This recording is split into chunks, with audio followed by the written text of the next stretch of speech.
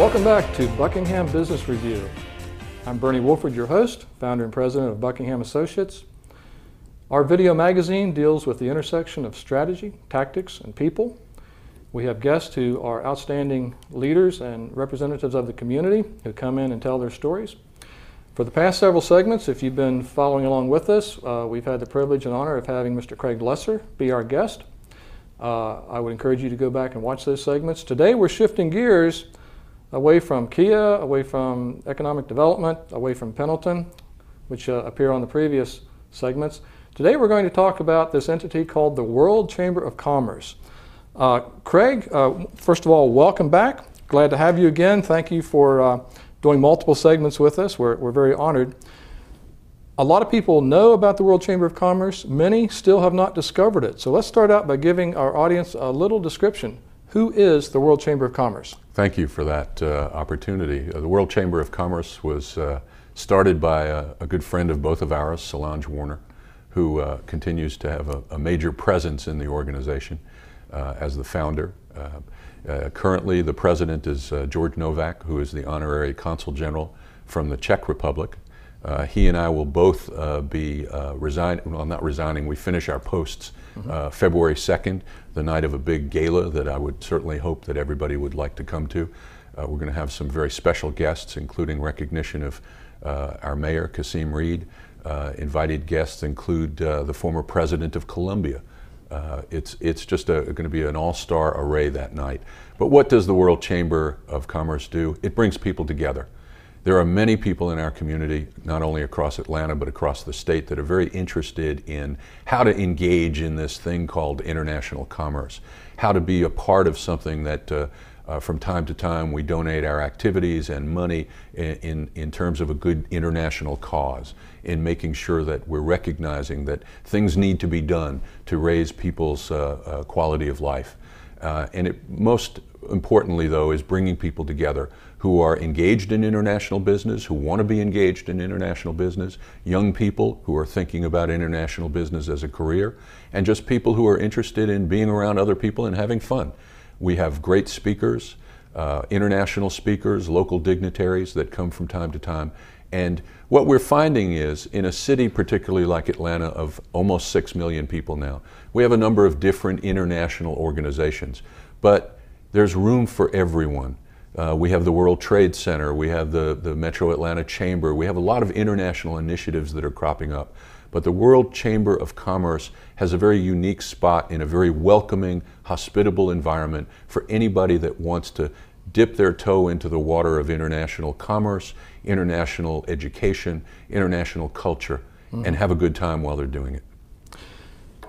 I think more people, as the time goes by, year by year, more people are becoming aware of the very significant international presence in Atlanta. I'm thinking about chambers of commerce, consulates, trade missions, and so forth. But many people, when they hear the numbers for the first time, it blows them away. They had no idea how international we've become. I think the number is over 60. It's close to 70 right now. Close to 70.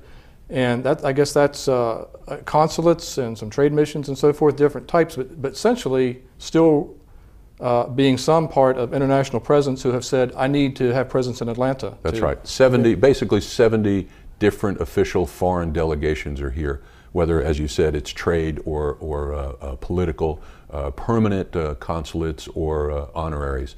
But the idea is that international commerce, international opportunities are growing like wildfire in our state and specifically in our city, in large part because we have this incredible international airport.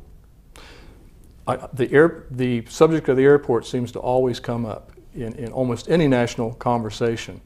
And I guess the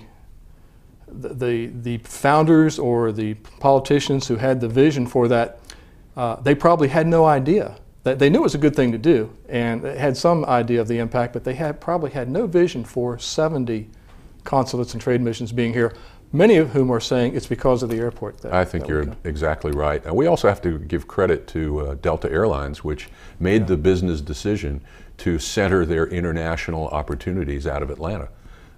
And think about it, when you have a direct flight to over 100 countries or 100 destinations every week, a direct flight is so meaningful in business.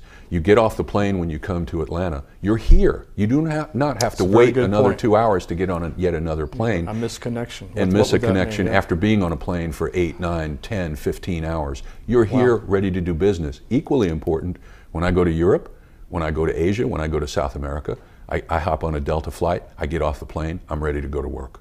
Excellent. Tell us a bit more about the February 2nd event. You mentioned Mayor Kasim Reed and President Uribe, former president of Colombia. I think it's a pretty special venue, and I understand a concert is attached to this. It'll be down with the Atlanta Symphony. Again, Solange Warner has just done a great job producing. She's a producer. Everyone knows Solange, and everyone says yes to Solange. She's done a fabulous job, an absolutely fabulous job. And I also want to give acknowledgement to George Novak, who for over the last year has served as the president, and his term of office will be over, as will mine as chairman, and some new folks will be coming in. One of the nice things is having the rotation of really great people coming in who will take leadership positions and work to attract even more people.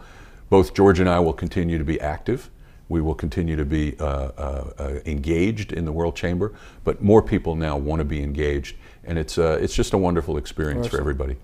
Well, best wishes for a fabulous event. It already sounds fabulous. It can't be anything less than fabulous. I don't know how I managed a ticket to that event, but somehow I got one. So I look forward to being there and meeting the dignitaries, taking part in the festivities, hearing the Atlanta Symphony Orchestra. I mean, what a night.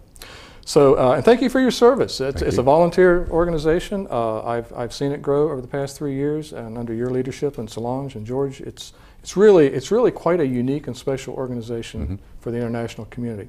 Well, Craig, thank you for the time you've given to our show over the past segments and this segment. People desiring more information about the World Chamber of Commerce, what's the best way that they can go on the website, World Chamber of Commerce, and get as much information as you care to engage in. Okay, well, very good. Well, once again, thank you for joining us on Buckingham Business Review. This is Bernie Wolford, your host. We hope we will see you again in the very near future for another great guest. So long.